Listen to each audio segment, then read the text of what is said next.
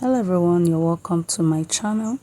Today we'll be learning how to infuse or laminate your lace to your interface, or maybe your satin. So let's get right into it. I've done this. I used my gum for it. This is the front panel. I gummed it to a net, a skin tone net. So, but these are the pieces I'll be using for illustration. These are the gums that I need. So this one was done with the gum, this liquid E70 7000 gum.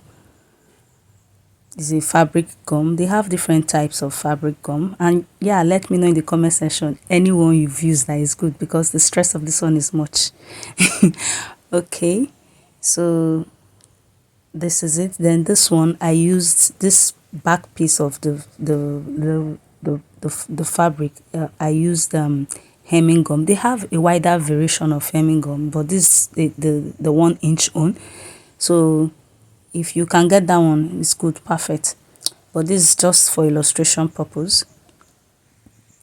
So this is the right side of the fabric. Then I place the lace, the back of the lace on it. You know, the right side of the lace is what will be on top of it, if that makes sense. So now I've glued, you just glue it round like so, as you see me do. Depend on how you want it. You might just want to just hold just the side seam of it. You know, it's just to give it a grip so that when you're matching on the machine, it won't be moving. So when you do this, it's advisable you use external fabric to place on it. And if you have a steam iron, perfect. But if you don't, just sprinkle water on it before you place the fabric, so that the heat can melt that. You need good heat for it to melt it, to melt the hemming gum. So this is what we have. You see how firm it is. Then when you're sewing, it's not going to move. So for this other one, I'm showing you using B7000 gum. You just open it up, make sure your fabric are placed the right way. Then you just spread the gum across. But this gum, God, you need to have a very strong wrist to use this gum, because it doesn't come out well and it's so stressful. So, but just take your time, place it in the edges where you want, and be careful not to put too much. Then you just place and give it a little time, it will just firm up.